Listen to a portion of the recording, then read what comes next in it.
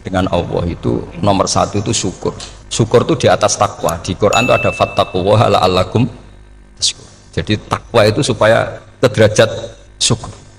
Kalau Nabi membahasakan kalimat thayyibah yaitu la ilaha illallah Muhammadur Rasulullah, itu kalimat yang otoritas kebenarannya itu absolut, pasti benar bahwa alam raya niki gadah pangeran ingkang asmanipun Allah Subhanahu wa taala. Tapi pengamalan niku, pengamalan la ilaha illallah itu harus ditalkin, diajarkan oleh orang yang spesialis nih, orang yang benar-benar mempunyai maslak. Maslak itu cara sampai kepada Rasulullah Shallallahu Alaihi Wasallam.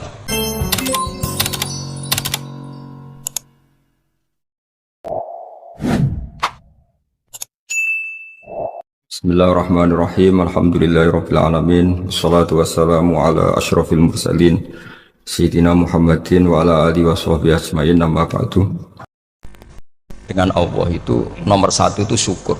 Syukur itu di atas takwa. Di Quran itu ada fattaqullaha la'allakum tashkurun. Jadi takwa itu supaya ke derajat syukur. Kalau Nabi membahasakan kalimat thayyibah yaitu la ilaha illallah Muhammadur Rasulullah, itu kalimat yang otoritas kebenarannya itu absolut, pasti benar bahwa alam raya niki gadah pangeran ingkang asmanipun Allah Subhanahu wa taala. Tapi pengamalan niku, pengamalan la ilaha illallah itu harus ditalkin, diajarkan oleh orang yang spesialis nih, orang yang benar-benar mempunyai maslak. Maslak itu cara sampai kepada Rasulullah Shallallahu Alaihi Wasallam. Kalau tersemut ketika Mbah Mun sering ngendikan ihdinas siratal mustaqim siratal ladzina an'amta 'alaihim. Terus uniknya di surat Fatihah itu, ya Allah tunjukkan kami ke jalan yang benar. Itu bukan sirotoka jalan jenengan, tapi siratal ladzina an'amta 'alaihim. Saya masih ingat betul ketika Mbah Mun ngendikan Allah itu mboten saged ditiru. Wong Allah mboten dahar, mboten ngombe, mboten tidur. Sing saged ditiru niku nggih padha-padha manusa, sehingga disebut ihdinas siratal mustaqim siratal ladzina. Maka dalam disiplin ilmu sanad itu sampai ada kalimat ekstrim, man ta'allama bila syekhin fasyekhuhu setan.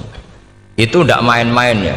Artinya ketika orang lain menuduh dunia kiai katanya terlalu kayak kerajaan kecil, santri tidak pernah ngeritik, itu keliru. Sebetulnya memang aturan ilmu itu diantaranya untuk ilmu agama itu harus pakai apa? Sanad. Bukti ini apa? Ihdinas siratal mustaqim siratal ladzina an'amta 'alaihim. Jadi untuk mengikuti jalan Allah niku harus mengikuti jalannya orang-orang yang telah engkau beri nikmat. Telah itu artinya finish. Finish itu artinya sudah meninggal. Saya masih ingat betul kalimatnya Mbah Mun, kalau kamu mengikuti orang, kalau ingin kebenarannya permanen, yang sudah meninggal. Potongan-potongan soleh dadakan ngeten kan nggak meyakinkan. Pas ngaji gayanya kok wong soleh, engkau mulai kumat meneh, soleh meneh, kumat meneh, itu kan nggak meyakinkan. Istighfar gini nangis, karek nonton dangdut gini nyesal. Terus apa ya, nggak jelas no? Terus gak kasil maksiat ya nyesal, gak kasil toat gitu nyesal. Itu nanti ikut partai wa akharuna atarafu bidunubihim kholatu amalan sholihah wa akharuna sayyi'ah. Jadi orang-orang zaman akhir itu nyampur aduk antara kebaikan dan keburukan. Kayak sampean sering sholat saf awal itu ya baik, tapi ya ono sombongi. Maksudnya ono sombongi kowe iku sapa wani kok ngarep. Maksudnya itu ya ribet kan. Makanya ada wali jadi wali itu karena kalau sholat itu di belakang. Alasannya aku izin mbek pangeran sawane kok ngarep. Jadi ilmu itu macam-macam. Bapak Rian sering dawuh, nak ana wong istiqomah ngimami masjid itu ya apik. Tapi nak keseringan ya perkarane ambisi mau digenti. Jadi istiqomah itu nak keterusan itu ya dadi ambisi. Mulane gak jelas ngimami masjid terus itu istiqomah apa mau. Artinya apa? Hidup ini nggak jelas. Justru nggak jelas itu bagus karena ketok menusane, napa? ketok manusia. Sehingga dalam ilmu fikih itu lucu. Lo cerita wali-wali top Abdullah bin Umar niku semadzhab dengan Abdullah bin Abbas. Mboten seneng urip teng tanah haram. Ketika banyak ulama, banyak sahabat senang hidup di tanah haram, alasannya sholat di tanah haram itu seperti 1000 napa? Sholat. Tapi yang dipikir beliau bukan sholatnya, maksiat di tanah haram juga lipatannya sama. Maka rumahnya Abdullah bin Umar itu pas yang berbatasan. Nak sholat di bojone ning tanah haram, nak tukaran metu. Jadi ono area tukaran itu dikondisikan steril. Jadi masyhur itu. Jadi beliau nak lagi mesra mbek bojone wiridan teng tanah haram, nak tukaran metu sik. Baru tukaran secara meyakinkan karena sehingga kita di Indonesia sebenarnya punya sisi yang luar biasa karena kita ada maksiat di tanah haram. Jadi bisa saja kita ini orang keren karena tidak pernah maksiat di tanah haram. Apa nasi ratau kaji ratau umroh tambah keren karena nggak pernah maksiat di. Karena banyak juga orang yang nangis di Masjid Haram jebule ngenes, kamu naki sing elek bojoku tok.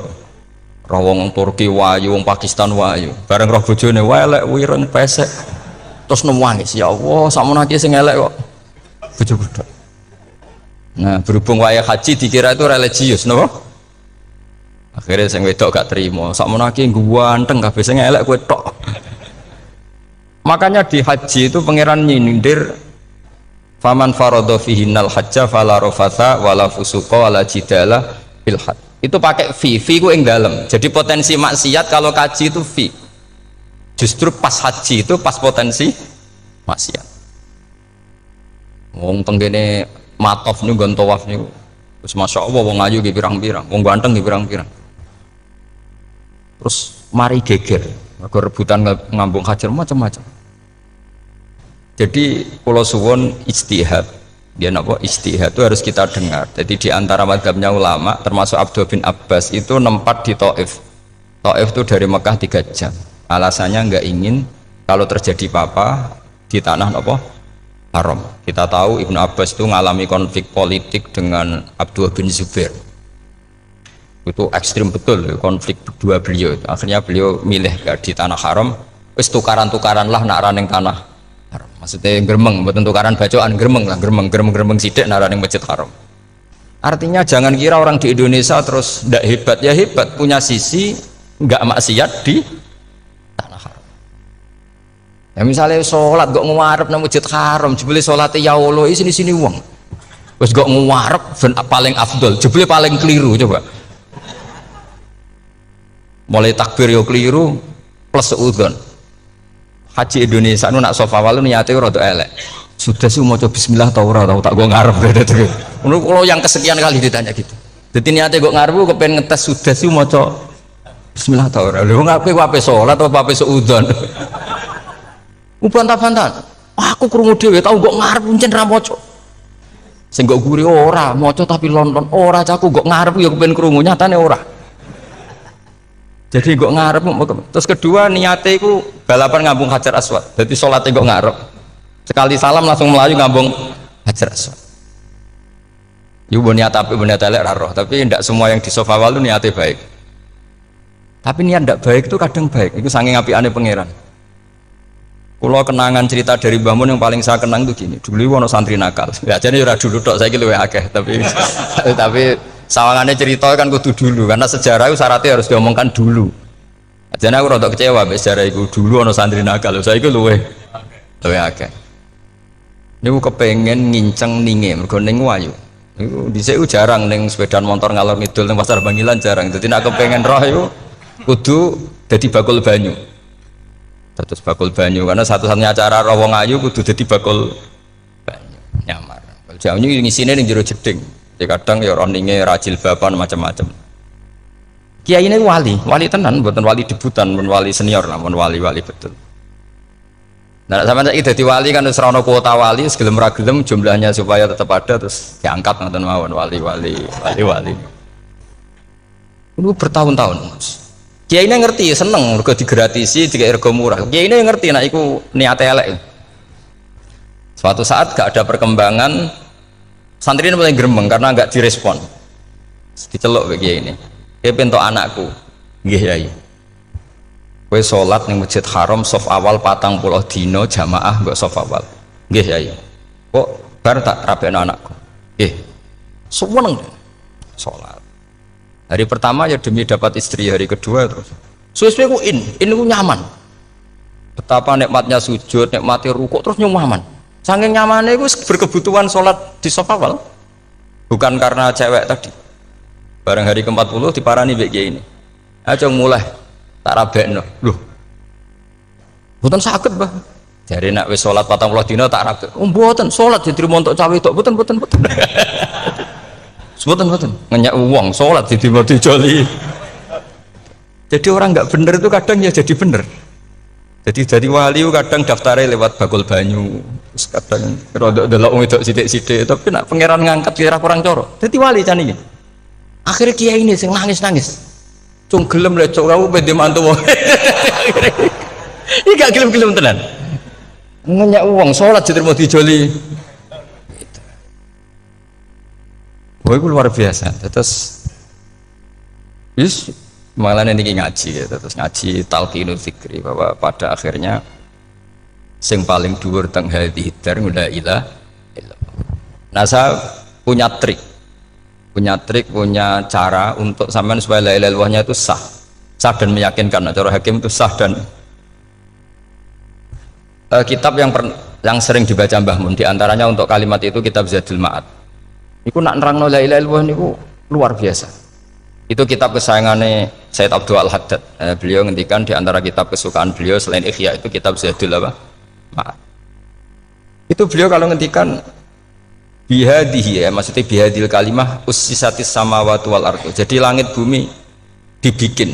Jadi beliau mulai berpikir pertama gini, surga dibikin dengan segala kemewahannya itu bagi yang tasdek liman saddaqa bila ilaha illallah wa liman amana bila ilaha illallah. Neraka yang dibikin sebegitu ekstrim sampai anak wong dicemplung ngenteni 70 tahun lagi ceblok. Wah, itu serah kebayang carane gawe.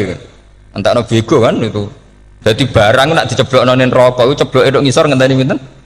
70 tahun. Makanya kemungkinan keluar dari neraka itu kecil. Agak untuk syafaat itu kecil. Wong wis kira iso kebayang kan? Itu pun diciptakan untuk yang menolak.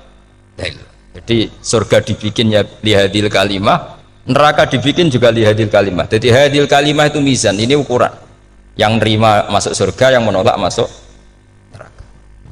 Hisab juga gitu, ada hisab itu ya karena kalimat la ilaha illallah. Orang kafir itu nanti tidak dihisab. Nah cara Ibnul Qayyim atau saya gak ngoten, ulaikal ladzina kafaru bi ayatina rabbihim wa liqaihi fahabitat a'maluhum fala nuqimu lahum yaumal qiyamati wasna. Ya lucu tuh, masuk Fir'aun dihisab kan sekarang rokok kan. Jadi hisab itu nanti itu yang nggak jelas-jelas. Makanya sampai berhati-hati itu potensi dihisab. Jadi yang jelas itu ada hisab. Masuk kanjeng Nabi dihisab kan tidak mungkin. Nabi Ibrahim masuk dihisab.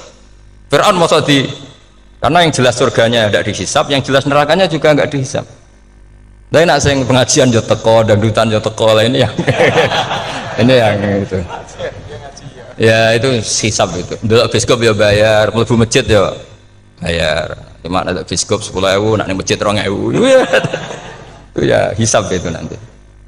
Jadi orang kafir yang karuan kafirnya itu istilah Quran fala nuqimu lahum yaumal qiyamati wasna.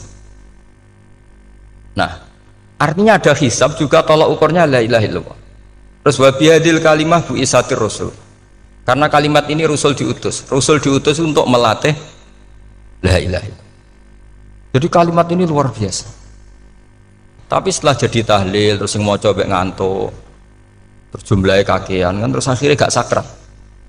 Akhirnya lewat di komentar suwi temen. Pemenang nak sing mimpin tahlil wong tuwek terkenal suwi lagi tahlil dipimpin Mbah niki sing mburi mesti sambat wah suwi mesti. itu kriminal kita, itu kesalahan kita. Kalimat yang harusnya jadi tolok ukur surga neraka itu ukurannya kalimat itu. Kemudian kita nganggap kalimat itu sebagai kalimat yang apa problem. Itu aja sampai ya. Makanya kalau suwon sing mimpin tahlil aja suwi-suwi. La ilaha illallah ping 3 hadir terus bar. Niku semua ijazatnya hanya 3 kali. Itu kok udah dipirang-pirang niku. Tapi nak la ilaha illallah tolong gak hadir ya tak baleni neh dadi 6. Kok gak hadir? Jebule ping 1000 pun ndak hadir lah ini yang masalah. Terus kula waca ndak ini supaya sampean ngerti kalimat itu menjadi kualitasnya bagus ndak itu karena cara pandang. Itu tadi kalau sampean mikir surga dibikin semewah itu dengan fasilitas bidadari secantik itu, semuanya kelas A, itu ya bagi yang menerima la ilaha illallah. Neraka dibikin se ekstrim itu juga bagi yang nolak. Jadi ini kalimat pembeda, makanya kalimat tuh hakin alaiha nahya wa alaiha namu. Wabiha atau waliha ini ijazah gini usumnya usum wabiha atau waliha trennya ini gini waliha atau wabiha itu pas apa waliha enggak yang di sini umumnya alaiha nahya wa alaiha namut wa alaiha atau wabiha atau wabiha oh berarti orang jelas prinsipnya gak jelas jadi kula suwun Mbah Mun sepuh-sepuh niku fi akhiri hayati nu sering maos talqinu dzikri karena memang beliau ingin di akhir hayatnya juga kita semua nanti di akhir hayatnya semuanya min ahli la ilaha illallah Muhammadur Rasul dan itu dimulai dari sesuatu yang sangat-sangat ilmiah yaitu tadi dimulai kenapa surga dibikin untuk sing iman la ilaha illallah. Kenapa neraka dibikin? Untuk yang menolak la ilaha illallah. Kemudian Rasul diutus untuk melatih la ilaha illallah. Nanti ada azab ya karena menolak la ilaha illallah. Ada maghfirah karena yang terima la ilaha illallah. Makanya istighfar, kalau cara oleh istihad, niku istighfar itu setelah la ilaha illallah cara kalau oleh istihad. Di beberapa Indonesia itu thariqah punya istighfar dulu baru la ilaha illallah. Tapi banyak ulama yang berpendapat dibalik. La ilaha illallah dulu baru karena istighfar itu didengar Allah itu setelah tauhidnya benar. Ini cara madzhabnya Abul Hasan apa? Asyadili yaitu fa'lam annahu la ilaha illallah baru wastaghfir li dzambika ai li hadil kalimah. Karena orang bisa dimaafkan itu berdasar kalimat la ilaha illallah. Misalnya begini ya. Orang kafir itu kafir terus sampai 70 tahun. Sekali melafadzkan la ilaha illallah itu yughfar lahum ma qad salaf. Jadi kullil ladzina kafaru iyantahu yughfar lahum ma qad salaf. Artinya orang kafir itu belum pernah tahlil, belum pernah istighosahan, ya belum pernah istighfar. Tapi sekali melafadzkan la ilaha illallah secara sah langsung yughfar lahum maqad salah. Berarti dulu mana la ilaha illallah sama istighfar untuk kepentingan dimaafkan Allah? La ilaha illallah cara madzhab Abul Hasan Asyadili karena alasannya wong kafir sing kafir wae tanpa istighfar asal kalimat la ilaha illallah benar langsung yughfar lahum maqad salah. Jadi cara pikirannya Abul Hasan Asyadili itu la ilaha illallah yang benar dan kamu baru istighfar nanti insya Allah pasti dimaafkan bihaqi la ilaha illallah. Jadi fa'lam annahu la ilaha illallah baru wastaghfir li dzambika bihadil kalimah karena sahnya istighfar setelah kalimat ini sah. Itu orang kafir yang kafir berpuluh-puluh tahun itu langsung diberi bonus sama Allah yughfar lahum ma qad salah. Nah, ukuran iyan tahu pakai apa coba? Hei para wong kafir nak kowe mendo sangka kekafiran ukurannya pakai apa? La ilaha illallah. Sekali la ilaha benar langsung yughfar lahum maqad salah. Makanya ketika ya Ja'far Shadiq, Sayyid Ja'far Shadiq beberapa lama arja ayatin fil Quran adalah qulil ladzina kafaru iyantahu yughfar lahum maqad salah. Ketika mangane kan apik sesuk malaikat. Lah wong kafir 70 tahun Gusti. Mau celek lu pisan langsung jenengan sepuro. Mosok kula imam tahlil mboten jenengan sepuro. Tapi masalahnya nak malaikat, tapi kowe golek wajib lah iku semari perkara iku. Semari masalah kan. Bangsa ora ikhlas iku malah masalah. Nak sing guri malah menang, tapi kowe ngoco lek lu ambek gremeng. Mergo kesuwen.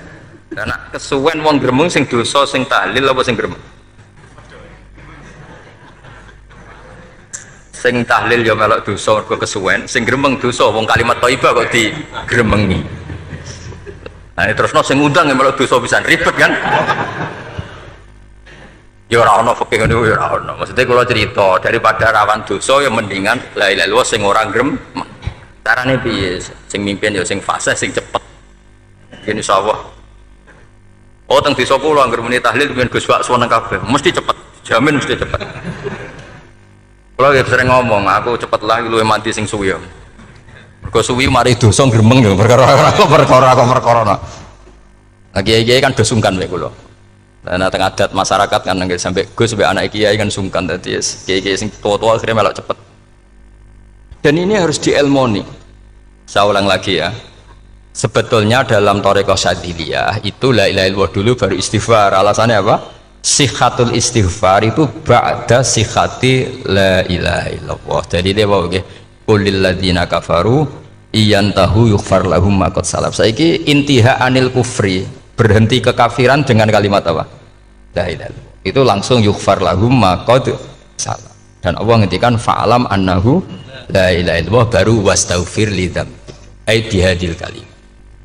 Artinya gini, bisa saja istighfar kita itu tidak didengar Allah karena tauhid kita tidak pernah benar. Mau ngelafat notok tapi tauhidnya tidak benar. Maka terus dibutuhkan latihan-latihan dari ahlul ilmi, misalnya kayak Imam Sanusi, kayak Imam Asy'ari, itu pelatihan-pelatihan la ilaha illallah dengan pemaknaan yang luar biasa. Misalnya begini, ambil saja la ilaha illallah itu dengan makna seperti ini. Tidak ada sesuatu yang maujud kecuali disebabkan oleh yang super maujud. Alam raya ini, langit bumi ini kadung berstatus maujud. Kan nggak mungkin yang maujud diciptakan yang tiada. Nak ngono mau hadhil maujudat khalaqaha wajibul wujud.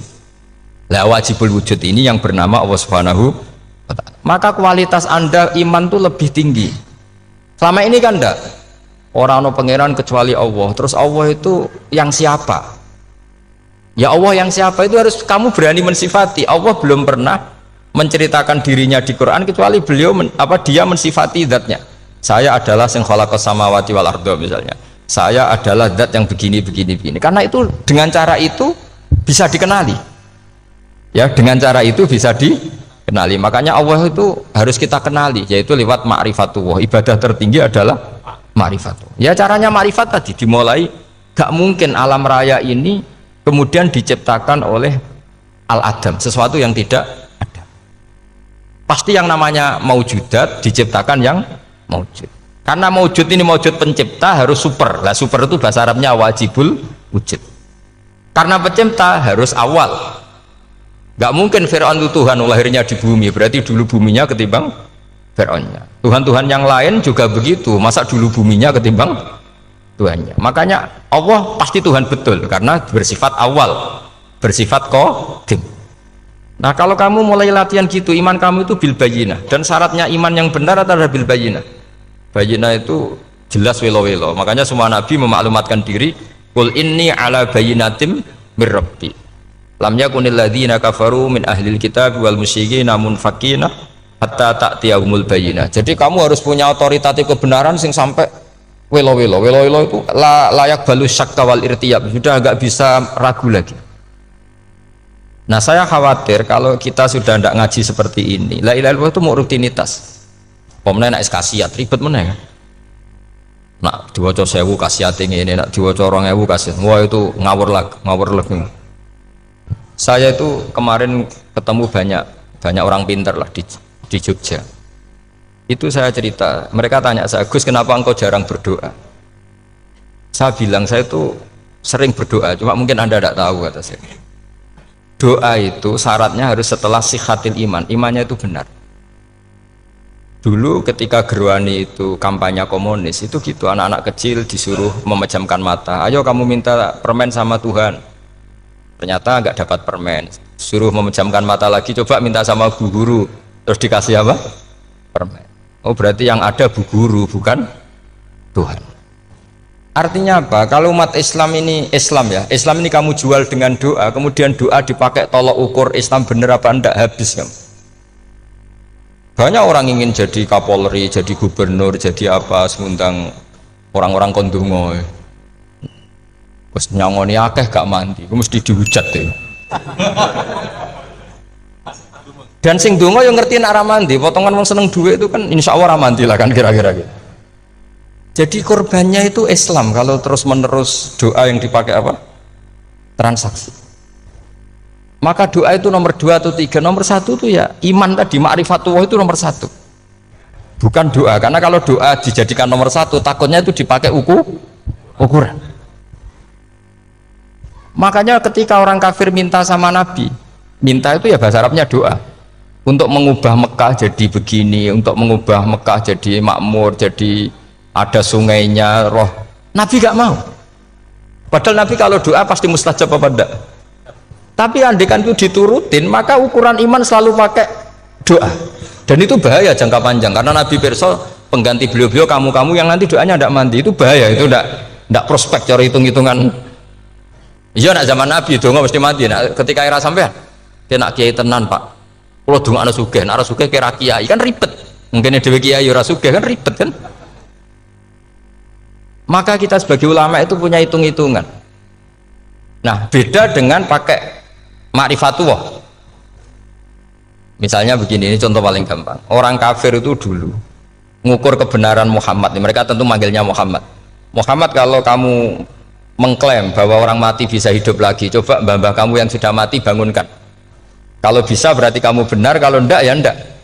Pertanyaannya itu yang faktu bi abaina in kuntum apa? Sodikin. Pertanyaannya, ngukur kebenaran dengan cara itu yang bikin standar siapa? Nah, Nabi itu sempat terdesak karena itu dipakai ukuran. Tapi kalau pakai ilmu mantek, jawabannya lebih gampang. Ngukur kebenaran dengan cara itu versi siapa? Versi saya. Kamu benar itu kalau bisa membangkitkan orang mati. Terus dari Nabi, ya kalau versi kamu ya kamu yang membangkitkan, nanti ditanya bareng-bareng. Loh, ini kan kita seperti itu kan, kita sering. Artinya apa? Islam ini yang bisa mengawal hanya ilmu. Doa itu nomor 2, yang bisa mengawal Islam hanya fa'lam, harus ilmu annahu la ilaha illallah. Ketika orang kafir lo tanya, Muhammad kalau kamu Rasul betul, fasayir jibala Makkah, jibalu Mekah kamu jalankan kemudian jadi emas. Dan orang-orang yang mati bangkitkan, kemudian kita tanya, adinuka hakun amla, agamamu benar apa enggak? Nabi andikan minta kira-kira dituruti Allah apa enggak? Pasti dituruti. Tapi masalahnya, masa menunggu itu? Masa Allah menjadi Tuhan nunggu itu? Allah selalu Tuhan, baik orang percaya atau tidak. Makanya Allah tidak mau nuruti, karena itu jadi problem jangka panjang. Iya, kalau Nabi mustajab doanya, terus era umatnya seperti ini. Sing kiai ini bendino dalail ora mesti mandi dongane. Gue sasing tirakat lah, gue ora mesti mandi dongane. Nak bab donga niku wis padha wae lah. Misalnya mesti mandi, nak wong waras mesti dinggo donga husnul khotimah, ora dinggo golek sugih, itu mesti amatir. Nah masalahnya nak dinggo husnul khotimah bagi mereka yang kedonyan ya gak ngefek, dianggap tidak prospek. Panjang kan? Makanya itu pinternya Nabi, nomor 1 itu al ilmu, fa'lam annahu la ilaha illallah. Lagi wastaghfir li dzambi. Jadi kalau suwon, kenapa ini cerita Mbah Mun, kenapa akhir-akhir beliau sering talqinu dzikri, sering melatih zikir, itu sirinya diantaranya bahwa kalimat ini harus menjadi kalimat super, kalimat sing alaiha nahya wa alaiha namut wa alaiha nub'ats, atau wabiha nub'ats insyaallah ta'ala minal amin. Ya itu tadi, kita sebagai kiai itu ikut menjaga ini, jangan sampai kalimat ini membosankan. Tahlile suwi barbar segitu ono sing nyoal la ilaha illallah Muhammadur Rasulullah lane kurang panjang, wakaf ta ora terus panjang. Bahwa agama ini dimulai hatta ta'tiyahumul bayyinah. Jadi sesuatunya harus benar-benar sampai jelas. Orientasi para ulama dulu itu cara menerangkan la ilaha illallah itu sampai difahami an bayyinatin. Makanya semua nabi memaklumatkan diri kul inni ala bayyinatin mir rabbi. Sampai di situ. Dan semua cerita-cerita di tafsir Jalalain di apa-apa itu ukuran kebenaran itu lam yakunil ladzina kafaru min ahlil kitab wal musyrikin namun fakina hatta ta'tiyahumul bayyinah. Monggo. Maka semua kita itu harus punya kecakapan untuk merangkai dalil. Kalau gak ada pengalaman saking kitab-kitab turos, kitab-kitab dulu. Itu ketika beberapa ulama ditanya, dulu ketika ulama-ulama dulu berdebat tentang apakah imanul muqallid, imannya orang yang tidak bisa berargumentasi tentang Tuhan itu diterima apa enggak, rata-rata ahli sunnah bilang diterima, tapi tetap dengan catatan itu potensi goyah. Itkul man qallada fit tauhidi imanu lam yakhlu min tardidi. Tapi ternyata ulama-ulama itu prakteknya juga mengajari masyarakat supaya ada sedikit dalil atau kepastian logika. Masyhur itu ulama dulu ketika tanya orang-orang Arab, orang-orang desa, Ya Arabi, bima arafta rabbak. Kamu kok tahu kalau Tuhan itu ada itu gimana? Jawabannya mereka meyakinkan. Al-ba'ratu tadullu alal ba'ir wa atharul aqdam yadullu alal masir. Ono tletonge sapi ya mesti ono sapine. Ono atharul aqdam, artinya ono tipake wong liwat ya mesti ono sing liwat. Sehingga itu sudah dianggap cukup kalau ada makhluk ya ada khalik. Artinya terus menjadi gampang ketika Allah ngendikan misalnya am khuliqu min ghairi syai'in. Mosok hadhil makhluqat sing maujudat kemudian khalaqahal adam. Itu kan enggak ketemu akal. Maka termasuk kekaguman saya sama kitab Fathul Bari sarahnya Bukhari itu ngendikane wa hadza sing inda ahlil mantak yusamma iltidzadzan aqliyan, bahwa agama ini harus ada kenyamanan secara akal. Kalau Nabi membahasakan wajadah halawatal apa? Iman yang manis itu misalnya kita profesor, kita ilmuwan, kita seorang yang top, yang paling cerdas di dunia, kemudian kamu secara agama didogma oleh pimpinan agama kamu, kebetulan pimpinan agama kamu misalnya komunis, terus diberi ajaran misalnya hadhil maujudat khalaqahal adam, yang maujud ini diciptakan ketiadaan. Kan mungkin profesor lah mesti stres. Piye wong Adam kok ciri utama ketiadaan ya layu asiru saya tidak ngefek. Bandingkan dengan misalnya kita goblok lah, petani lah, wong paling goblok lah misalnya diajari bumi ki ono mbah wonten, terus sing gawe bumi ono ya ono, wong barange ono kok sing gawe ra ono.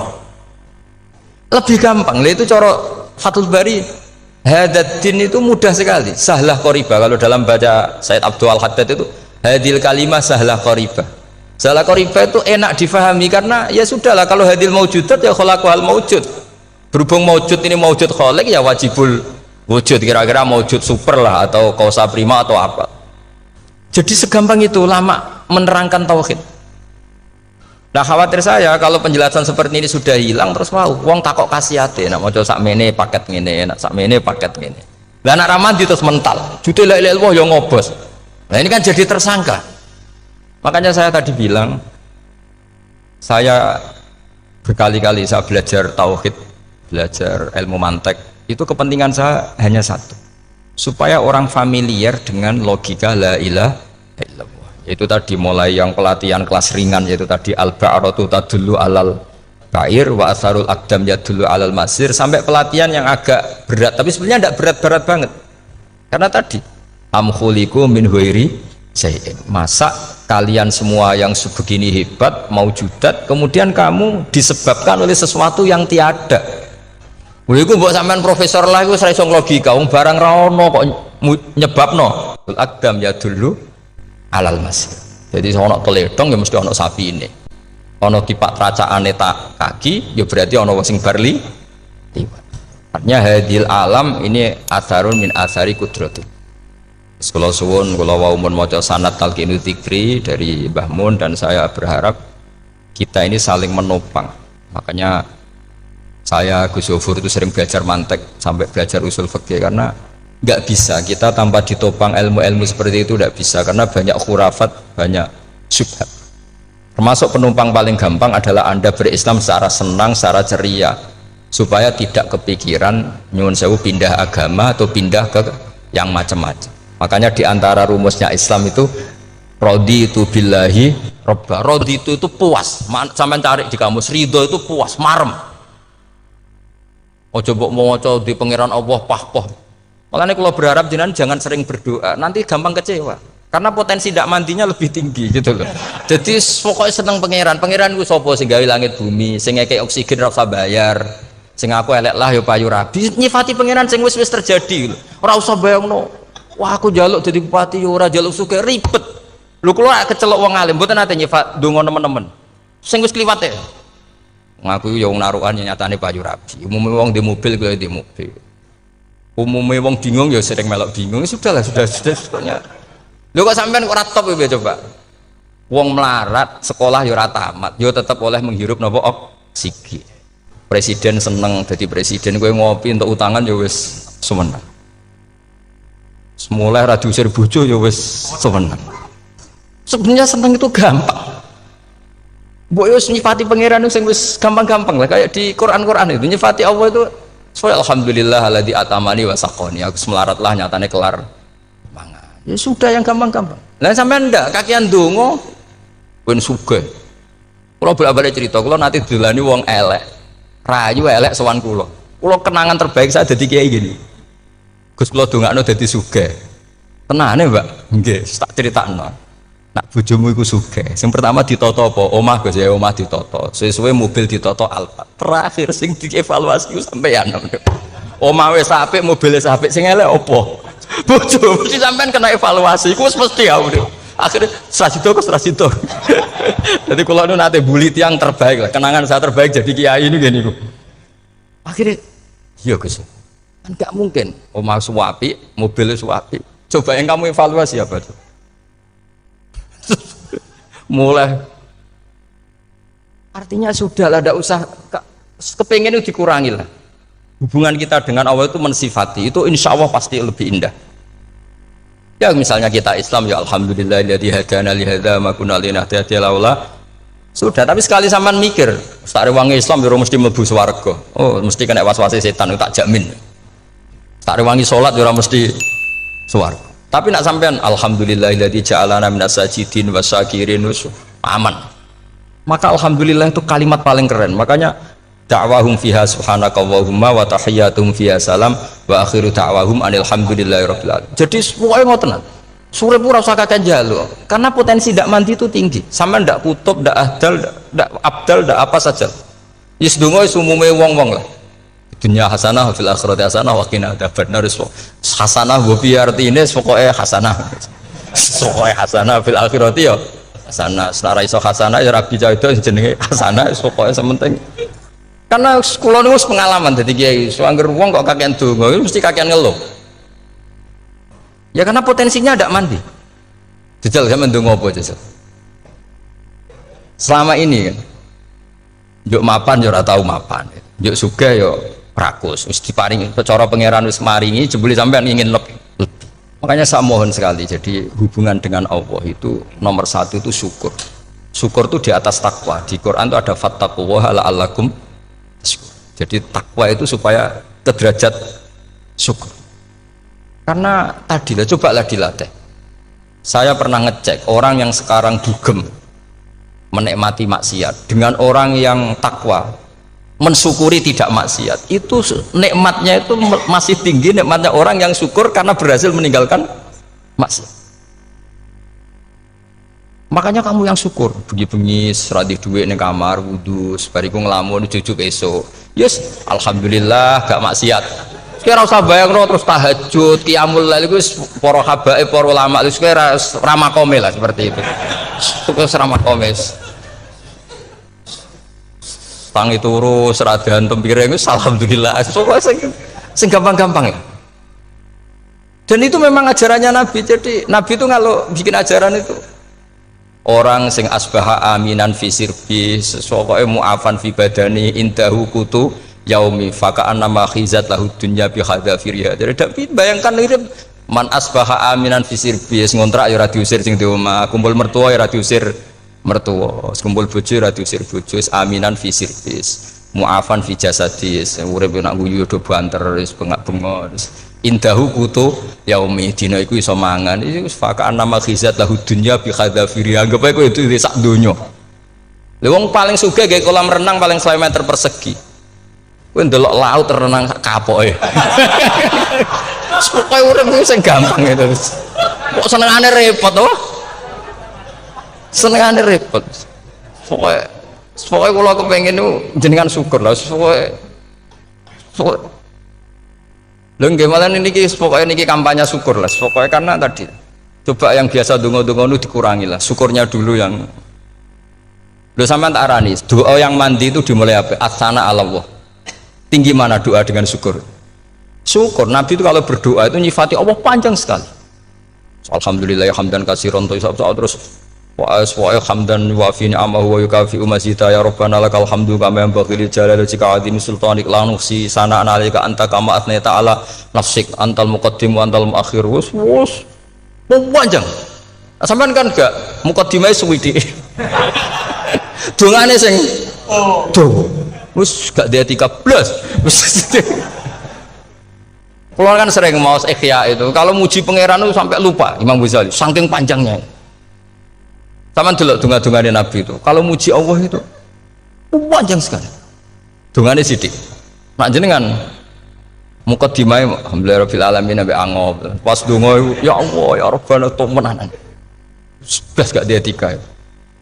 Jadi saya mohon sekali pokoknya agama ini harus bifarohin wa syukurin kalau donga yang paling kalau kenang sama Mbah Mun gini Gus farihi namuna amin pokoknya kita itu pokoknya senang makanya kalau suwun lah pokoknya beragama terus senang rodi itu bila roba rodi itu kalau anak maknanya marem lah marem di pangeran Allah itu marem atau Sayyidina Ali lah kafani izzan antakuna li robban wa kafani fakhran an akuna laka abdan pun Gustin tek bangga kula dadi manusa mergo pangerane jenengan. Cara di pangeran Fir'aun kan yo ribet wae. Wis mati tenggelam dadi ton. Terus wa kafani fakhran an akuna laka abdan kula nu seneng banget mergo dadi kawulane jenengan. Misale dadi kawulane presiden ya iso coplok. Kawulane menteri kadang ketangkep KPK. Kawulane wong sugih kadang bangkrut. Ribet kan? Makanya beliau ngendikan kafani izzan antakuna li robban wa kafani fakhran an akuna laka napa abdan. Terus niki kalau rati provokatif lah. Semergi zaman akhir sampai pandemi ngeten wis ra syukur ribet. Setelah saya jadi kiai dan penelitian, saya itu berkali-kali didatangi dokter, tentara, juga polisi. Mereka sering bilang gini, Gus saya ini dokter negeri. Saya ke NTT, ke Papua, karena saya muslim, berkebutuhan Islam, maka dibikinkan musola, dibikinkan masjid. Kalau kiai tidak bisa, bikin sendiri urunan mau narik siapa itu. Mau narik tarikan di jalan yang mau nyumbang siapa. Tapi kalau kebutuhan negara karena tugas negara ya difasilitasi negara dan tidak dianggap misionaris karena negara. Begitu juga di beberapa negara yang non muslim kayak di Argentina, di Venezuela itu ada masjid, ada kajian Islam ya karena duta besar dan itu aparat negara. Disinilah kearifan para ulama berkoalisi dengan umarok dengan makna yang positif bahwa agama ini harus ditopang umarok, sistem negara.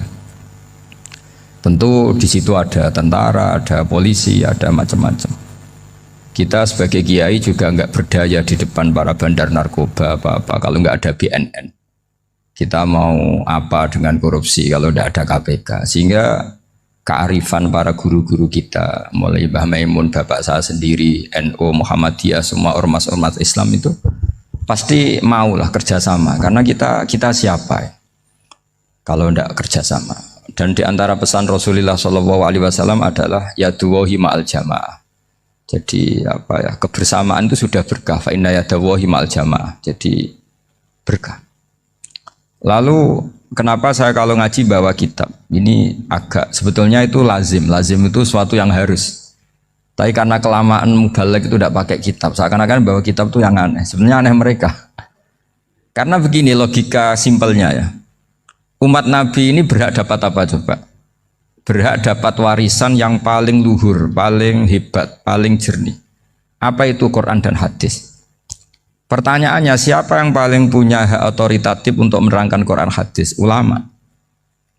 Ulama yang mana? Ya yang kapabel, yang sudah diakui dunia kayak Imam Ghazali, Imam Bukhari, Imam Syafi'i. Artinya kalau kita tidak pakai materi itu ulama mendapat pikiran kita, bukan mendapat pikiran mereka. Saya ulang lagi, kalau kita tidak pakai materi yang otentik, yang orisinil, umat ini mendapat pikiran kita, bukan pikiran mereka. Maka saya berusaha supaya teman-teman atau semua umat Islam dapat pikiran-pikirannya Imam Ghazali, pikiran-pikiran Imam Bukhari, pikiran-pikiran Abul Qasim Al-Junaidi, kejernian-kejernian Abu Yazid Al-Bustami. Kejernihan itu diantaranya adalah misalnya makalah yang menurut saya itu makalah yang super. Jadi untuk ngadepi krisis karena COVID atau karena apalah. Itu lama dulu sederhana sekali. Beliau-beliau punya rumus yang mungkin jarang didengungkan orang, tapi saya akan kampanye rumus ini. Al-istighna, haqiqatul istighna, itu adalah al-istighna anis syai' labihi. Jadi pemenuhan kebutuhan yang sebenarnya adalah kita berusaha menghindari sebanyak mungkin kebutuhan yang sekunder, yang enggak penting.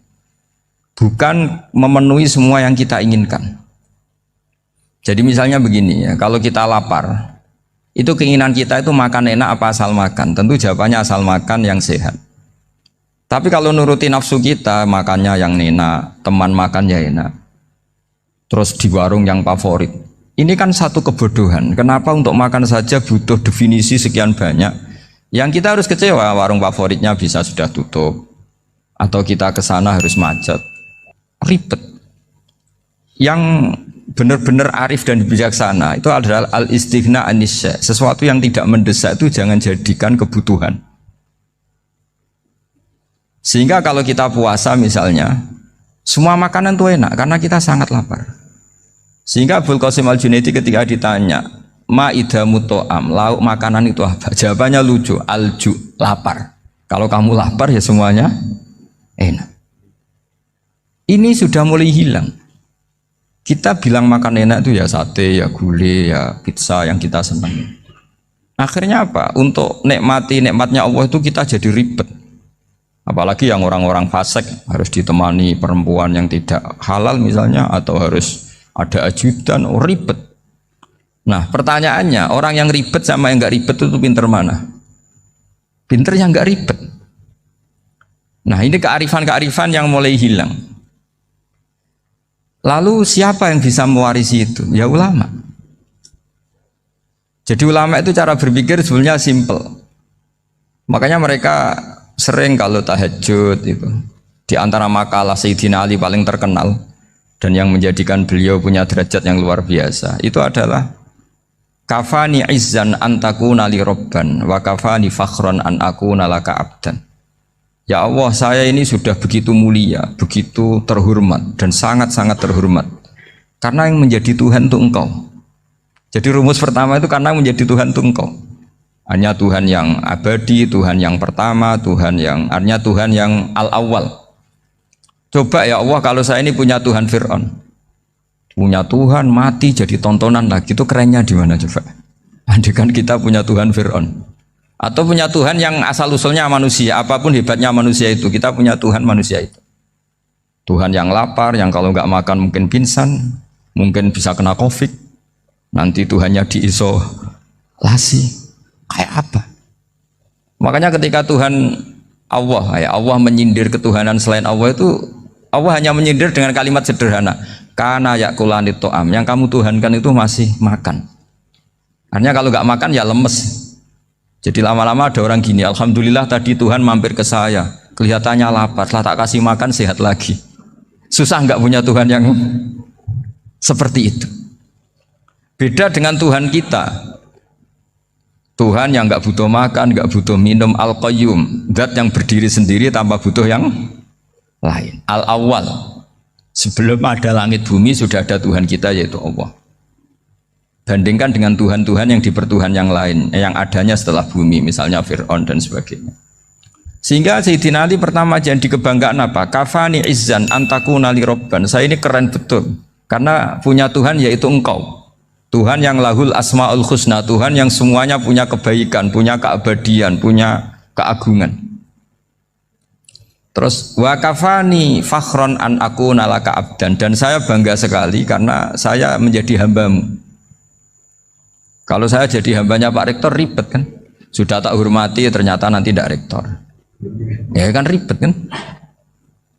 Terus pokoknya ribet, jadi budaknya manusia itu ribet. Makanya ada seorang wali datang ke temannya yang jadi presiden atau jadi raja. Datang ke situ karena tidak punya uang, mau minta uang karena temannya raja. Setelah sampai sana ternyata temannya ini karena orang soleh pas berdoa, ya Allah saya minta ini, minta ini, minta ini. Terus si wali tadi pulang. Tanya, kenapa kamu pulang? Ternyata dia sama, masih minta-minta kayak saya. Jadi sederhana deh. Sama-sama minta kamu, minta zat yang kamu mintain katanya. Jadi dulu itu orang itu sebegitu dekat dengan Allah. Sehingga si raja ini terus ketemu wali tadi tanya, kenapa kamu menyepelekan saya padahal sekarang saya raja. Terus ditanya sama wali tadi, karena temannya, kalau kamu di padang pasir tidak bisa minum dan harus minum 1 gelas, dengan ongkos kamu harus mengasihkan semua kerajaan kamu demi minuman itu. Pilih mana, minuman apa tetap jadi raja? Ya saya milih bisa minum. Saya tidak raja tetap hidup, tapi kalau nggak minum mati. Bagaimana Anda bangga dengan satu kerajaan sing la yusawi kak samain yang tidak sama dengan segelas air. Jadi artinya terus mereka melihat jadi raja itu ya biasa, jadi presiden biasa, jadi rektor biasa. Karena mereka biasa berlogika hakikatul izzah itu ya taqarrub ila Allah, yang benar-benar terhormat itu ya dekat dengan Allah. Begitu seterusnya mereka bikin paradok-paradok yang aneh, tapi itu menjadi pelajaran. Bapak saya Ki Nur Salim itu senang baca anekdot Nasiruddin Koja. Itu kalau bikin orang-orang aneh, itu dia datang ke satu pesta, pakai baju lusuh, pakai sarung lusuh atau celana lusuh, sama Sohibul Bait yang punya acara dibiarin. Setelah dibiarin dia pulang pakai jas, pakai dasi, pokoknya keren.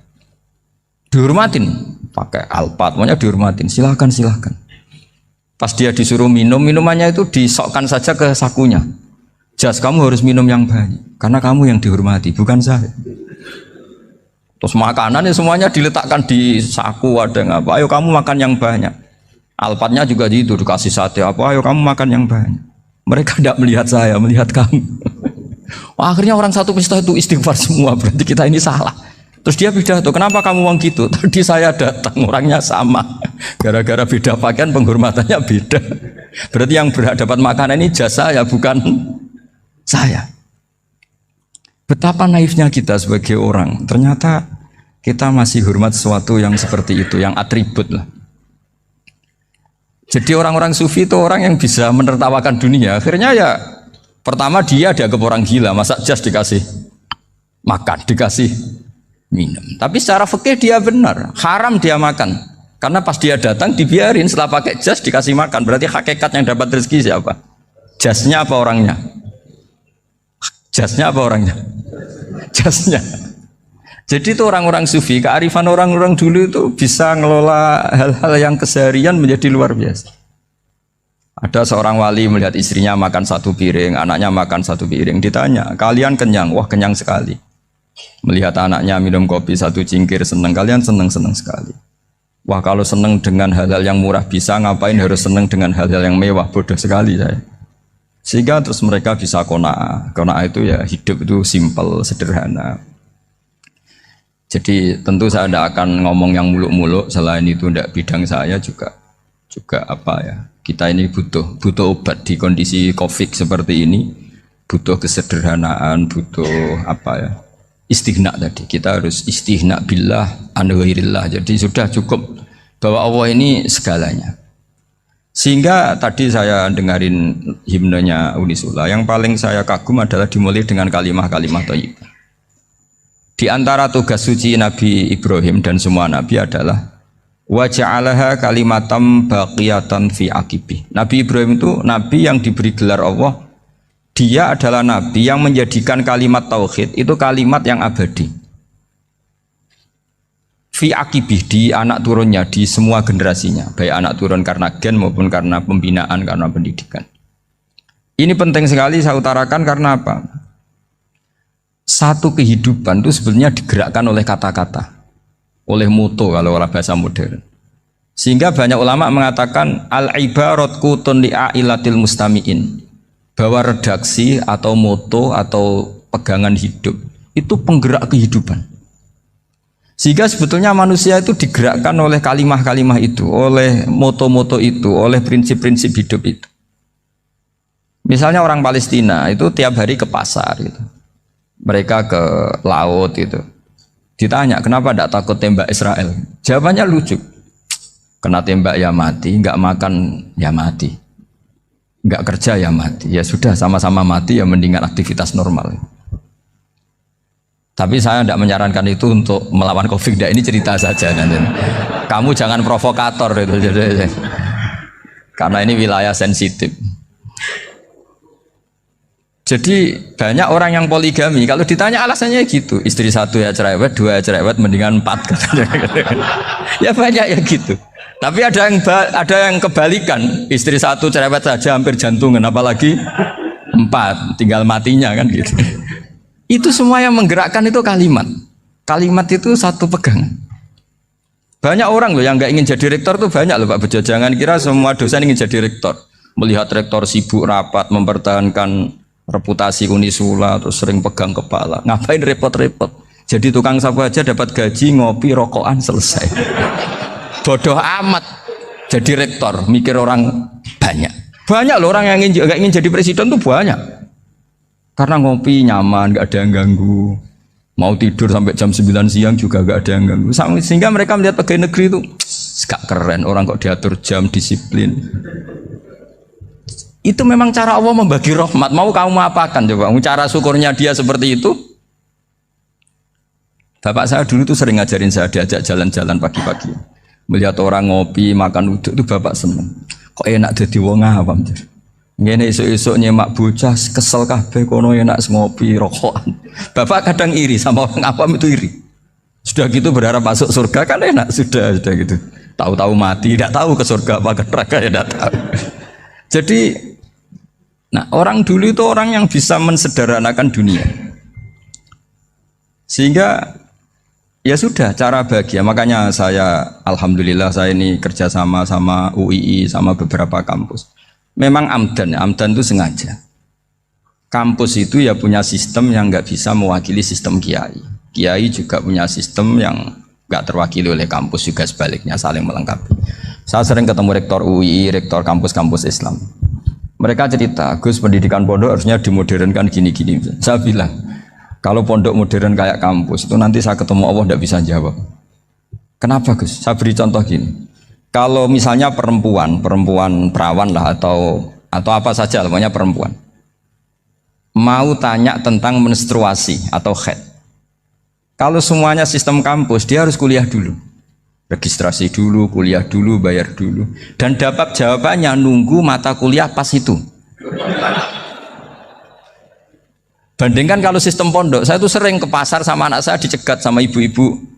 Gus, anak saya ngalami gini-gini, keluar darah terus menerus, nggak 6 hari tapi 1 bulan penuh. Itu hukumnya apa Gus ya? Nanti saya mau sowan ke jenengan. Nggak usah sowan di sini aja. Ya sudah, sebelum mengeluarkan darah yang rutin seperti itu biasanya haidnya berapa hari? 6 hari ya sudah ikut yang 6 hari, yang lainnya istighatsah.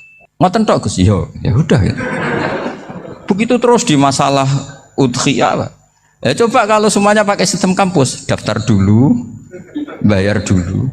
Jadi ini nggak ada jawabannya, nunggu mata kuliah itu baru dapat jawaban. Itu biasa nggak sholat bertahun-tahun karena belum ada jawaban tentang itu. Nah itu kalau misalnya orang mati, tahunya cara apa memulasara jenazah itu nunggu kuliah dulu, pas mata pelajaran itu dulu, baru menangani orang mati. Berarti orang mati itu tergeledak semua. Tapi kalau kiai kan enggak. Kesini orang mati terbakar, kalau dimandiin malah badannya copot-copot, itu gimana hukumnya? Ini ada orang mati Gus Kendat, ini disolati apa enggak?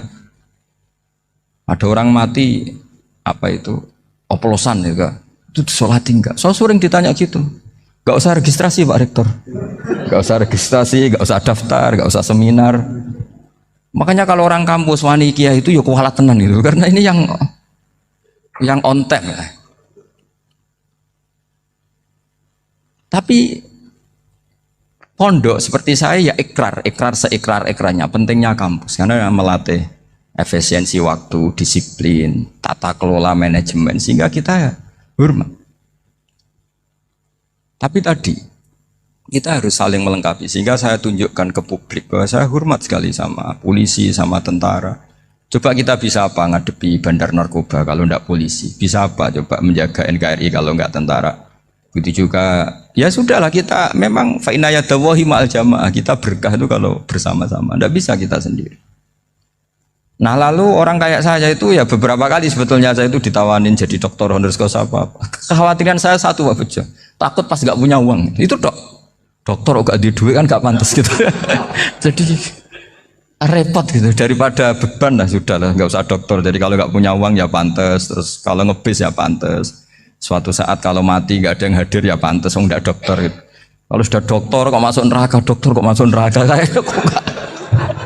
kayaknya apalagi rektor kampus Islam kok masuk neraka itu kan kok kayak nggak pas itu. Misalnya rektor Unisula ditanya mungkin nakir, nggak bisa kan kayak gimana gitu. Makanya harus sering ngaji saya supaya nggak malu di depan Munkar Nakir. Masa rektor ditanya Munkar Nakir enggak bisa. Harus berani bentak. Ini saya rektor loh Pak Munkar Nakir. Masa kalau wali-wali dulu berani. Masyhur di cerita wali-wali ditanya marabbuka manabuka. Saya ini guru tauhid. Kok kamu tanya marabbuka manabuka yang ngelotok. Kok kamu tidak pernah ngaji enak aja tanya. Jadi wali-wali itu ya rileks ngadepi mungkin. Saya akan rileks wali di Bang Pak Rektor. Saya yakin itu. Karena wali itu lebih dekat Allah. Sehingga orang dulu itu saya ulang lagi ya. Ada satu kearifan namanya hidup itu apa? Hidup itu adalah cari sebanyak mungkin supaya hidup itu tidak tergantung pada banyak hal. Sehingga misalnya cara berpikir orang-orang modern itu sebenarnya banyak orang-orang ilmuwannya nggak ngagumi Amerika. Bukan karena angkuh ndak. Untuk mempertahankan kebesaran negara sebesar itu, kebutuhan listriknya besar, kebutuhan tentaranya besar, kebutuhan apa. Sementara negara kayak Venezuela atau Swiss kebutuhannya ada banyak. Pertanyaannya, yang tergantung dengan banyak hal sama yang tidak tergantung banyak hal, itu pinter mana? Kalau dibalik pertanyaannya gitu, negara-negara maju itu tidak keren kalau dibalik pertanyaannya. Orang yang untuk mempertahankan eksistensinya banyak, butuh banyak hal, dengan yang tidak butuh banyak hal, itu pinter mana? Orang yang bahagianya nunggu jadi dokter, nunggu jadi kiai besar, kiai viral, dengan orang yang bahagia cukup dengan ngopi, itu pinter mana? Tapi kalau dibalik pertanyaannya, orang yang tahunya nikmat hanya kopi, dengan nikmat yang banyak, pinter mana? Makanya Mbah Mun tuh kalau guyon itu lucu. Aku iku sakake ambek wong desa sing mlebu swarga. Saya dulu eskal mlebu swarga kok disakeni. Akhirnya beliau memberi penjelasan. Wong desa iku roe pakanan enak, iku mau kopi mbek uduk. Lah swarga iku mau nuruti sing dikarepno. Akhirnya semua mangan wis ngopi, nguduk, ngopi ora roh pakanan liyane ku ora roh. Nasi mandi yo ora roh, pizza yo ora roh apa-apa. Terus saya bilang, wah lah niku nak nganti selera tentang wanita cantik. Iku juga sederhana. Rodok pesek ya wis cantik, rodok ireng ya wis. Apa bidadarinya seperti itu karena saking enggak pengalamannya. Jadi surga itu kan nuruti apa yang diinginkan. Kira-kira keinginan orang kampung kalau di surga itu apa coba? Makanan apa coba? Ya, nak senengnya ketemel gemblong itu. Artinya malaikat lebih suka nangani surganya orang-orang kampung di Bang Pak Rektor. Ini sudah ribet ini. Makanan apa saja sudah dicoba ya. Terus kalau di mall tahu orang macam-macam, seleranya macam-macam pasti. Enak mana kalau sampai jadi malaikat pelayan surga? Suka ngelayani orang kampung apa yang orang kota? Orang kampung kan? Jadi ya itu guyon ya, guyon tapi itu menjadi pikiran kita bahwa orang yang banyak kebutuhan itu sebetulnya banyak kebodohannya karena menggantungkan kebahagiaannya dengan banyak hal. Makanya Imam Syafi'i ngendikan istighna itu apa? Al istighna anisya'i. Yang dikatakan kecukupan adalah berusaha sebanyak mungkin banyak hal tidak kamu butuhkan.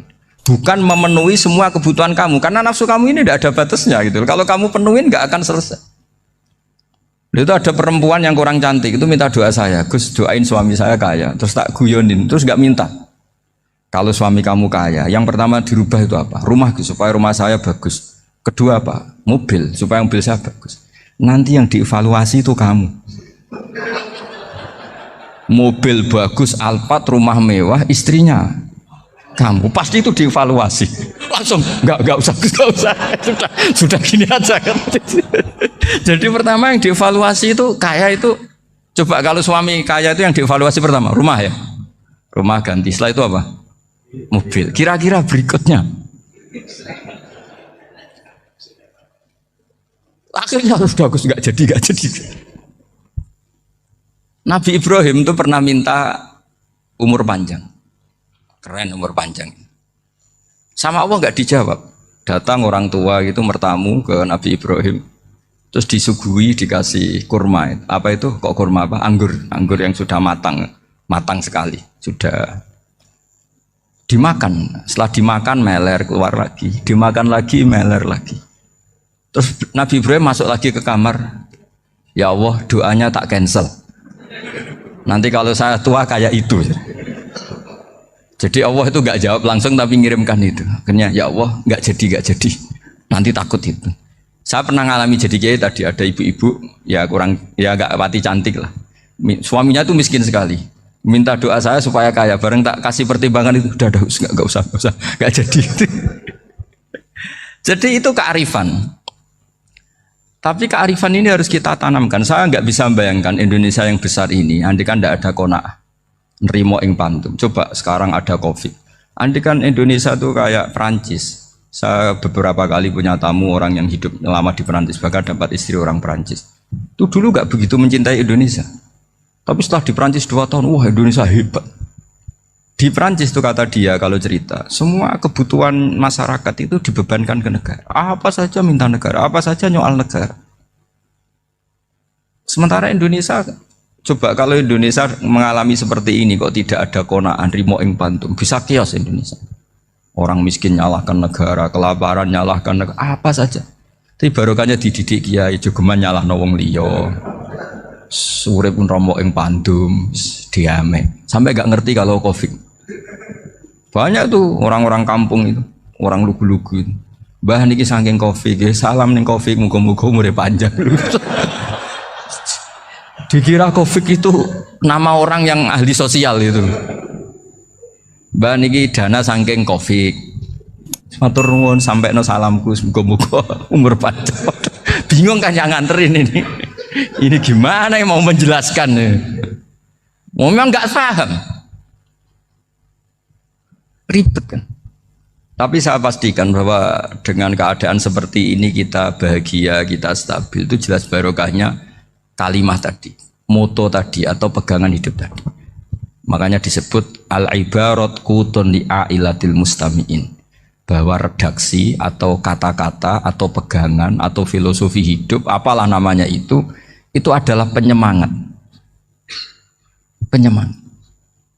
Karena kata-kata ini memang luar biasa. Ketika sahabat perang demi kebenaran, zaman itu ya pasti benar karena yang dibela Nabi. Dulu itu kan enak zaman Nabi, yang dibela mesti benarnya, musuhnya mesti salahnya. Sehingga dulu itu memang harus tegas. Kalau sekarang mau tegas gimana? Yang kamu bela tidak mesti benar, musuhnya tidak mesti salah. Ribet kan kalau misalnya saya tukaran sama Pak Rektor, kamu mau bela mana kan bingung. Saya tidak mesti benar, saya tidak Nabi. Pak Rektor apalagi nggak mesti benar lagi kan? Ribet kan? Jadi kalau kita mau perang sekarang itu mau pede gimana? Enggak. Makanya banyak ulama sekarang tuh mau tegas tuh nggak berani karena ya banyak hal yang abu-abu lah wilayahnya. Misalnya pilihan presiden atau pilihan bupati, pilihan menteri. Kamu mati-matian bela itu, yang kamu bela tidak mesti benar, musuh kamu tidak mesti salah. Misalnya pilihan bupati, wah ini kabupaten ini baik kalau bupatinya ini, yang satu bilang ini, terus tim suksesnya kamu tanya, kamu yakin? Ya tidak juga. Lah kenapa semangat? Kan saya botohnya, paling alasannya ya itu aja, bukan yang lain. Beda dengan zaman Nabi, nabinya mesti benar, Abu Jahalnya mesti salah, kan enak aturan mainnya jelas. Singkat cerita dalam perang itu banyak sahabat yang ngalami luka, ngalami apa gitu. Kemudian curhat ke Nabi, ya Nabi gara-gara derekkan jenengan, ngikuti jenengan saya harus ngalami seperti ini. Ngiranya orang itu diapresiasi sama Allah keluarnya. Ternyata sama Allah gak diapresiasi. Malah diturunkan ayat intakunu ta'lamuna fa innahum ya'lamuna kama ta'lamun wa tarjuna minallah malah yarjun. Kalau kamu sakit karena perang, orang-orang kafir itu ya sakit, itu saja berani padahal demi kekafiran. Wa tarjuna minallah ma la yarjun, padahal kamu punya nilai lebih yaitu berharap kepada Allah yang mereka tidak punya. Saya jadi kiai itu ya kadang mangkel. Karena yang benci ya benci, yang seneng itu ngel-ngel loh kayak Pak Bejo. Jadi semuanya ribet. Lah iya, yang benci ya ganggu, yang seneng ya ganggu, tambah nemen. Seribet. Tapi kalau sudah ingat bandar narkoba, mereka berhadapan dengan polisi, kadang ditembak karena kesalahannya terlalu fatal. Antar persaingan mereka juga bisa tembak-tembakan karena merebut pasar narkoba. Itu saja mereka berani. Kok kita yang jadi kiai kadang dicium tangannya, dihormati gak berani, hanya takut apa ya, musibah-musibah kecil lah, atau problem-problem kecil. Lah iya, kalau kita bandingannya gitu. Kalau kamu mau tahajud kedinginan, itu masih nanti dihisab Allah itu gitu. Maling ayam itu keluar malam-malam, hanya dapat ayam. Itu gak takut dingin. Ya gak takut digebuki masa. Kamu mau tahajud saja takut dingin. Makanya nanti hisabnya orang soleh itu nanti dijajarkan orang dolim. Terus diperbandingkan. Wah itu habis kamu kalau itu. Jadi misalnya Unisula mau rapat, tapi ini malam, kalau malam dingin nanti sama masuk angin. Wah anak-anak pang di perapatan aja berani kamu. Kalau sudah perbandingannya gitu tuh ribet kita nanti. Makanya itu kalimat itu moto atau filosofi hidup. Sehingga diulang lagi nasihat itu. Iyam saskum korhun fakodu masal koma korhum mislu. Kalau kamu kena luka, orang-orang yang nggak benar juga akan kena luka. Itu aja berani demi ketidakbenaran. Masa kamu demi kebenaran nggak berani? Akhirnya orang itu, ya itu kalimat, itu heroik. Makanya kita ini penting ya. Makanya tadi himne Unisula dimulai kalimat thayyibah. Karena kalimat ini yang menjaga kita kalimat ini. Misalnya tentang Tuhan. Kenapa orang Islam imannya kokoh seperti ini, termasuk yang sudah hidup di Amerika, di Australia, di mana-mana. Itu ya barokahnya ajaran atau barokahnya kalimah. Saya sebut kalimah saya pakai bahasa santri. Karena la ilaha illallah itu dalam tradisi santri disebut kalimatu haqqin alaiha nahya wa alaiha namut wa alaiha nub'ats. Ada yang riwayat wa biha nub'ats insyaallah taala minal aminin. Kenapa mereka di mana-mana meskipun sekolah di Amerika, di Australia, bahkan di Uni Soviet tetap mukmin? Itu barokahnya ajaran yang benar. Allah itu siapa? Tuhan. Tuhan itu sifat dasarnya apa? Awal. Dia harus wujud awal sebelum makhluk yang lain. Sehingga ketika ada negara yang maju, yang tertib, manajemennya tertib, masyarakatnya makmur, tapi punya Tuhan yang tidak seperti itu, tidak awal, itu sudah gak nyaman. Karena ndaklah keren Tuhan saya, karena Tuhan saya itu al-awwal, zat yang pertama. Tuhan saya keren lah, zat yang nggak mati. Tuhan yang nggak mati, yang nggak pernah mengalami kematian. Sehingga tontonan atau yang dilihat kenikmatan-kenikmatan yang lain ini tidak mengubah dia pendirian tentang Tuhan. Karena mantapnya satu kalimat tadi bahwa Tuhan itu ya harus satu, harus awal, harus tidak mati, tidak rusak, tidak mengalami apa-apa yang membahayakan. Sehingga ketika ditawarin Tuhan yang lain, meskipun menjanjikan secara finansial atau kemakmuran, mereka gak tertarik. Itu coba, itu barokahnya makmur apa barokahnya ajaran? Barokahnya ajaran. Sering negara Islam itu kalah makmur dengan mereka, tapi barokahnya ajaran ini tetap apa? Tetap Islam. Makanya Nabi Ibrahim, Nabi yang sukses bikin wa ja'alaha kalimatam baqiyatan fi aqibi. Sehingga kita ini bekti sama orang tua misalnya, itu ya karena ajaran. Suwargamu itu karek wong tuamu. Nak wong tuamu ridho, Allah ridho. Nak ora ridho, Allah ora ridho. Ridho wa fi ridhol walidain wa sakhatu wa sukhtu wa fi sakhatil. Sehingga ketika ada orang tua yang agak brengsek gitu, anak-anak tetap hormat. Punya orang tua yang miskin, yang sudah miskin, tukang tombok nomor, banyak kan di kampung gitu. Ya tetap hormat. Coba kalau dari awal kita ngajari orang tua kamu hormati ya, kalau baik, kalau tidak usah. Bisa geger Indonesia. Tapi barokahnya ajaran-ajaran itu Indonesia tertib karena ada ajaran. Nah ini di sini ini pesantren dan Unisula semua harus berkontribusi membuat ajaran yang benar itu adalah ciri utama Islam. Sehingga Islam ini dimulai dengan ajaran kalimatu haqqin alaiha nahya wa alaiha namut. Sehingga kita tenang seperti ini. Saya ini termasuk kiai yang tenang. Meskipun kata orang banyak saya ini kiai besar, tapi termasuk kiai yang paling tenang. Termasuk yang paling tenang. Karena saya ini pakai mazhab orang-orang hebat. Saya berkali-kali cerita, orang kayak Imam Syafi'i itu orang yang luar biasa. Saya berkali-kali cerita, orang yang tadi nyium tangan kamu ya Imam Syafi'i, di belakang tuh ngerasani kamu, menghujat kamu. Jawabannya enak saja. Berarti saya alhamdulillah orang yang wibawa. Buktinya di depan saya nggak berani. Jadi enteng saja. Diceritain sebagian kampung, sebagian separuh dari warga kamu itu nggak suka kamu. Ya bagus lah nggak suka saya, nggak akan utang duit saya. Di mana-mana orang utang itu karena teman dekat.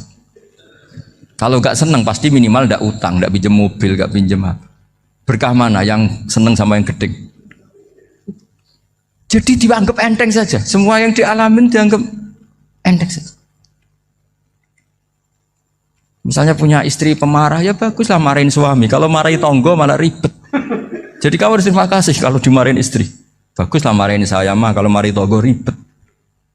Jadi enteng saja. Tapi kita sekarang tuh karena nafsu ya, sehingga menghadapi hidup ini ribet. Ulama dulu kalau mau mati itu senengnya bukan main. Sudah lama saya ini ingin gak maksiat. Kayaknya gak maksiat paling efektif itu mati. Ya tidak apa-apa Gusti, kalau sebaiknya mati ya mati aja. Enteng saja. Jadi melihat kematian itu akhir dari segala keburukan atau potensi keburukan. Apapun baik kita sekarang, suatu saat mungkin kita gak baik. Yang bisa menghentikan ketidakbaikan atau potensi ketidakbaikan itu apa coba? Mati kan? Berarti mati itu mengerikan apa menyenangkan? Mesti kamu tidak berani menjawab. Meskipun secara ilmu kamu berani, tapi secara rasa agak berani kan? Saya ulang lagi ya, yang bisa menghentikan keburukan atau potensi keburukan itu apa coba? Apa? Kematian. Berarti kematian itu menyenangkan atau menyusahkan? Apapun kamu tidak berani jawab karena kamu agak-agak duniawi itu kelihatannya. Tapi secara ilmu, kamu tahu kan kalau mati itu tidak buruk-buruk banget. Karena apa? Itu akhir dari segala keburukan. Sehingga Nabi ngajarkan kalimat itu begitu luar biasa. Allahumma ahyini maka natil hayatu khairan li wa tawaffani maka natil wafatu khairan li. Nabi melihat dunia itu begitu indah. Ya Allah, kalau saya ini hidup, anggap saja hidup ini ziyadatan li fi kulli khairin, menjadi modal saya menambah segala kebaikan. Jika suatu saat saya mati, anggap mawon rohatan li min kulli syarrin, itu akhir dari segala keburukan saya. Sehingga mati hidup ya baik karena di situ kita bisa berkontribusi beramal soleh. Mati juga baik karena mengakhiri segala keburukan. Nabi nate ngendikan lagi, ajaban li amril mu'mini inna amrohu kullahu khair. Orang mukmin itu mengagumkan, semuanya baik. In asobathu na'ma syakara fakana khairan lah. Kalau baru dapat nikmat, dia syukur, maka itu baik. Wa in asobatu dharra sabara, kalau dapat masalah mereka sabar, itu juga baik. Sehingga orang mukmin dua sisinya pasti baik. Itu juga kalimat, maksudnya moto atau pegangan hidup. Nah berikut ini saya beri contoh, ini kenangan saya, ini contoh terakhir. Masalah jadi orang terkenal maupun tidak. Di sini dicontohkan Imam Ghazali di halaman 367 di kitab saya 367, juznya 3 di kitab Ihya Ulumuddin. Di sini beliau cerita betapa untuk menjaga ikhlas sebaiknya orang itu tidak terkenal, tidak syuhrah, tidak terkenal. Oke, itu kita sepakat ya, karena kalau terkenal mungkin orang dipaksa publik dengan tanda kutip untuk selalu berbuat baik, tapi karena jaim lah, jaga image atau apa. Tapi ketika dibalik pertanyaannya, kamu rela yang terkenal itu orang nggak benar, sementara yang orang benar itu nggak terkenal. Lalu masyarakat tahunya yang tidak benar. Kalau pertanyaannya dibalik gitu, orang baik wajib terkenal enggak? Kalau pertanyaannya dibalik seperti itu, dokter yang benar tidak terkenal, yang malpraktek terkenal. Kamu ingin kondisi seperti itu? Gak ingin kan? Kampus yang bagus nggak terkenal, kampus yang bagus nggak terkenal, yang nggak bagus. Nah, artinya apa? Gara-gara olah kata, olah pikiran, ini logika jadi rubah. Lagi-lagi apa? Jawaban itu ada di kata-kata sebetulnya. Makanya bab-bab seperti ini tidak usahlah kita berdebat, berpolemik. Sebaiknya orang itu humul, menutup diri, apa sebaiknya orang terkenal, itu nggak perlu seperti itu. Sudah terserah Tuhan saja. Makanya saya mulai dulu ngaji sampai sekarang itu ya tidak punya punya ikon tertentu atau punya website tertentu, enggak. Sudah terserah pangeran. Sudah, saya juga tidak sok suci materialistik atau enggak, ya tidak mikir saya. Bukan apa-apa ya, karena saya ini kiai, jadi biasa urusannya sama Allah, tidak sama makhluk. Jadi pusing kalau sama sarah-sarahnya makhluk itu pusing. Meskipun rektor kalau nasihati saya pasti tidak saya terima, itu tetap makhluk, itu sudah ada ngefek kalau saya itu sudah ada itu. Bukan karena saya sombong, ya memang makhluk betul gitu, bukan cuma nasibnya bejo aja, tapi makhluk tetap makhluk. Saya beri contoh ya. Ini makalah yang ditulis Imam Ghazali. Ya, i'lam aslahaka Allah anna aslal jah wa intisarus sayyid atau sayyidi wal istihar. Wa huwa mazmum itu. Balil mahmudu al-khumulu illa man saharahu wa ta'ala linasri dini min ghairi takallufi talabi syuhrati minhu. Jadi kalau kamu ingin ibadah kamu selamat, ya kamu jangan terkenal. Tapi resikonya adalah kalau kebaikan itu tidak terkenal, maka gak dikenali. Kalau gak dikenali berarti masyarakat hanya punya percontohan yang tidak baik, karena yang baik tidak terkenal. Jadi itulah ulama-ulama dulu. Jadi apa-apa itu dibanding-bandingkan. Kemudian nanti kelihatan, jawabannya itu kelihatan. Jadi ulama dulu itu biasa ngarang misalnya afatun nikah, sisi negatifnya nikah, harus ngurmat istri, harus macam-macam, kalau terlantar itu ya dosa. Seperti tadi Pak Marsudi cerita, kalau orang ngapalkan Quran itu takut lupa, kalau lupa itu jadi dosa. Pertanyaannya, kalau semua orang takut lupa, takut dosa, semua orang nggak hafal Quran karena potongan-potongan lupa. Cara berpikir tidak seperti itu. Kalau berpikir ya namanya hafalan ya inginnya hafal, kan nggak ingin lupa. Lah nanti kalau takdirnya lupa karena hal-hal yang dimaklumi oleh syariat itu nggak yang termasuk dosa. Yang dosa itu lupa takliwiri udhrin syar'iyyin, lupa yang tidak ada sebab yang apa? Syar'i. Tapi lupa bawaan EQ-nya tidak bagus, lupa bawaan sering dibentak. Oh itu nggak masalah karena bawaannya orang tertekan itu ya lupa. Coba kamu hafal Quran, terus punya kredit jatuh tempo, pas hari itu aku yakin nggak cerdas sudah. Itu bawaannya orang tertekan itu pasti lupa. Jadi ya saya teruskan ya. Jadi terus ada makalah yang sangat bagus sekali tentang itu.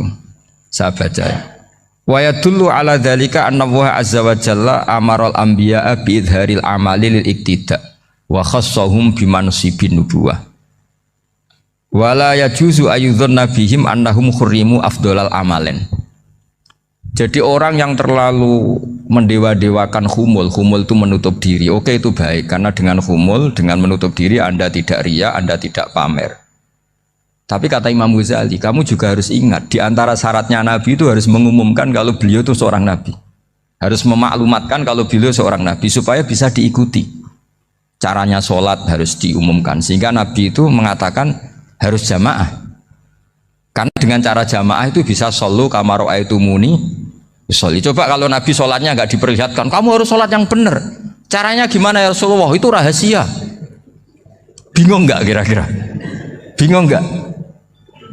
Ya misalnya amal rahasia selalu lebih baik. Terus ada pertanyaan, Nabi ngendikan kamu sholat yang benar, caranya gimana Nabi?